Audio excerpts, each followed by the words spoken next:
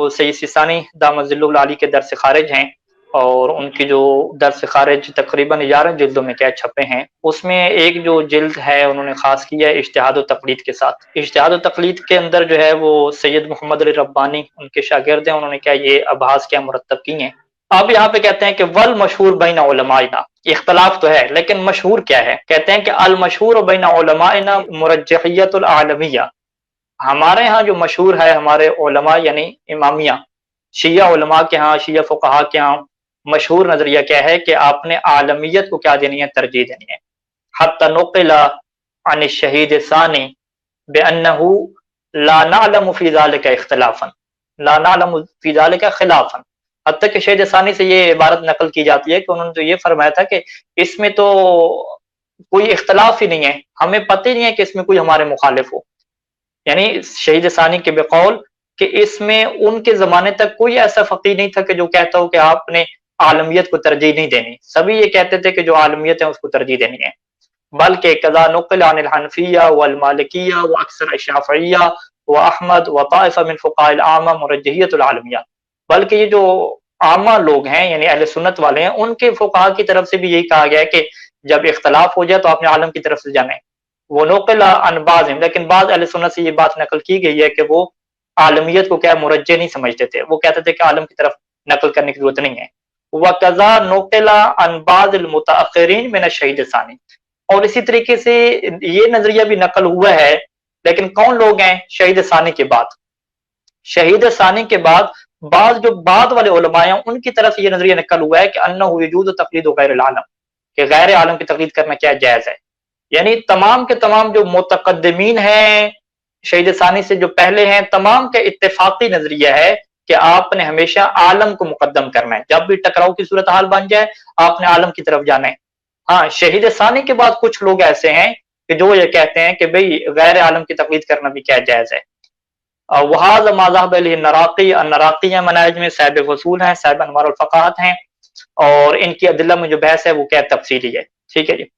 फ़नक़ूलु, सैयद सानी क्या फरमाते हैं, फरमाते हैं कि हम ये कहते हैं कि अन्नल हक़ अन्नल आलमियत तकूनु मुरज्जिहन इंद तारुज़, कि हमारे नजदीक जो आलमियत है जब भी टकराव पैदा हो जाए तो आलमियत एक मुरज्जिह है, आपने आलमियत को क्या करना है, मुकद्दम करना है। और इसके लिए हमारे पास कहते हैं 3 दलाइल हैं। पहली दलील उन्होंने क्या है, बिना उक़लाए, उन्होंने क्या है दुनिया में जहां पर भी अक्लमंद लोग बसते हैं उनके पास आप जाके पूछ लें कि जब भी 2 मामलों के दरमियान इख्तलाफ हो जाए और शक पड़ जाए कि पत्नी ये ठीक है या वो ठीक है, वहां पे तमाम उकला ये कहते हैं कि आप उस बंदे की बात को लें कि जिस बंदे की बात में कोई खुसूसियत हो, कोई अहमियत हो, आप उसकी क्या बात को ले लें। और अगर कोई खुसूसियत नहीं है तो फिर आप किसी की बात को भी ले लें, उसमें क्या कोई इशू नहीं है। ये फिर वहां पे डॉक्टर वाली मिसाल दी और बहुत सारी क्या मिसालें दी।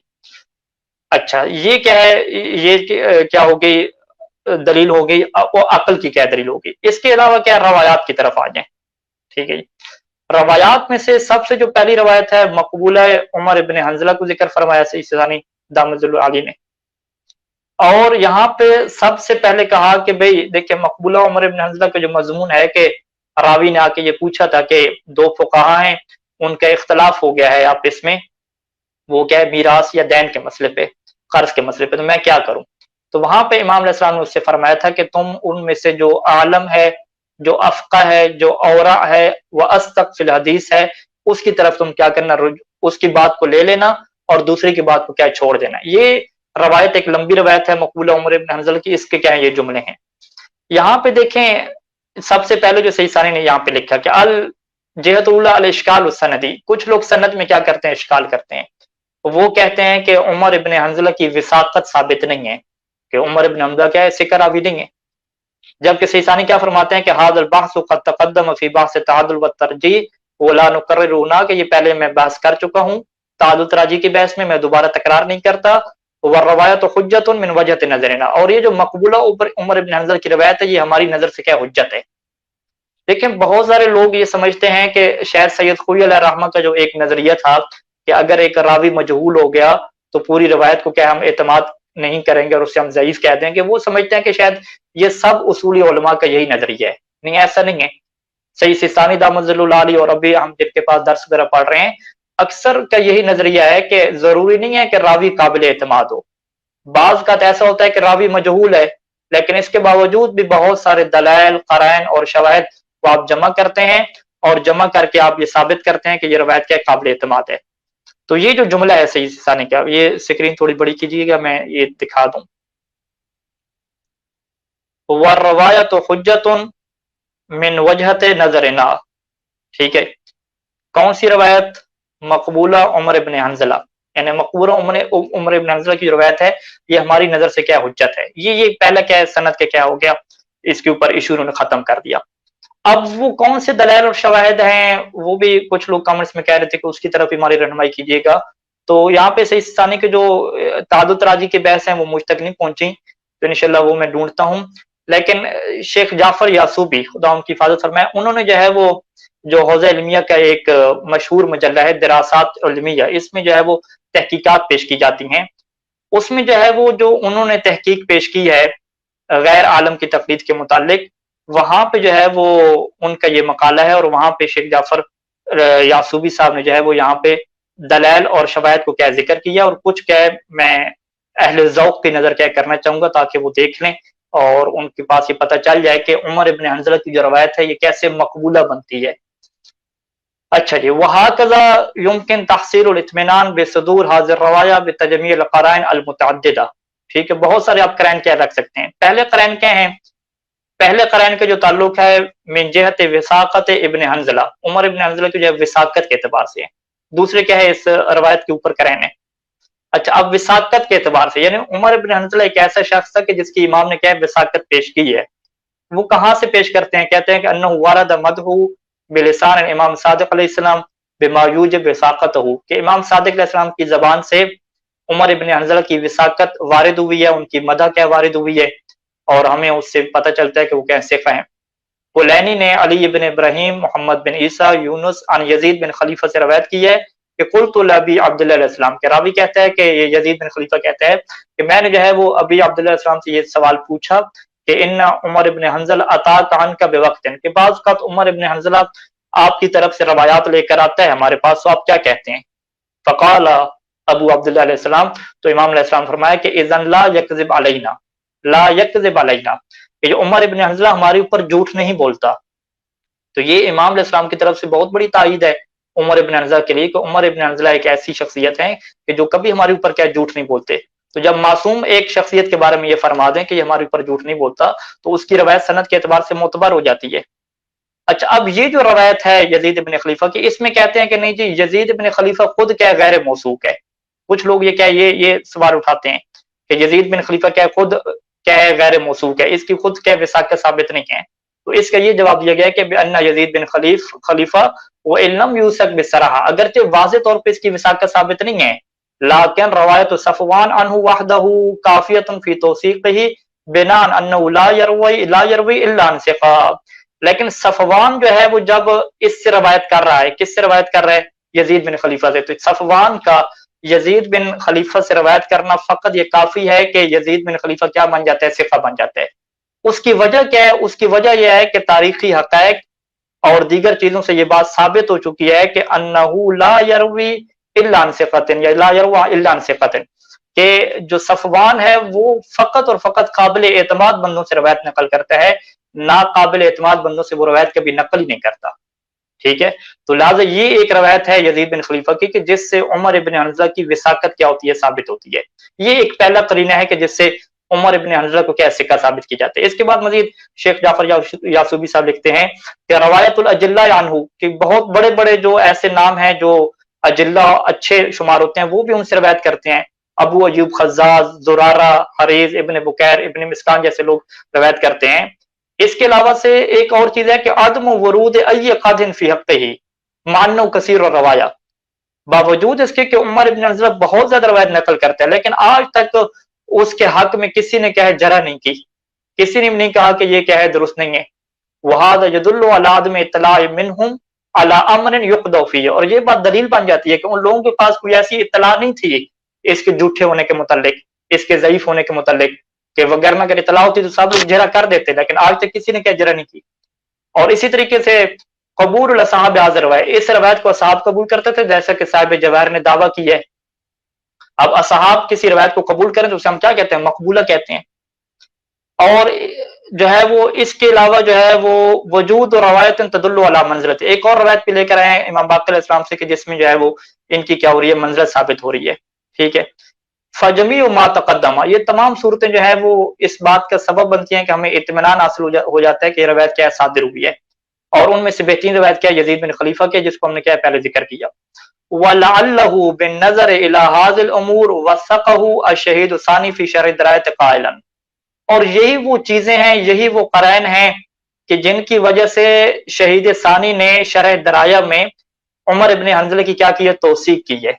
और ये जुमले लिखे हैं कि इन्ना उमर इब्न हंज़ला लम युनुस अल अस्हाब अलैहि बिजरहन वला तादील, कि असहाब ने ना ही इनके ऊपर कोई जरह किया है, ना इनके ऊपर कोई तादील किया है, लाकिन हक्का का तौसीकु फी महल आखर, या हुक्के का तौसीकु फी महल आखर, लेकिन इसके बावजूद इनकी तौसीक क्या है, साबित हो जाती है मिन महल आखर, दूसरे क्या चीजों से, दूसरी जहाज से क्या इनकी तौसीक क्या हो जाती है, साबित हो जाती है।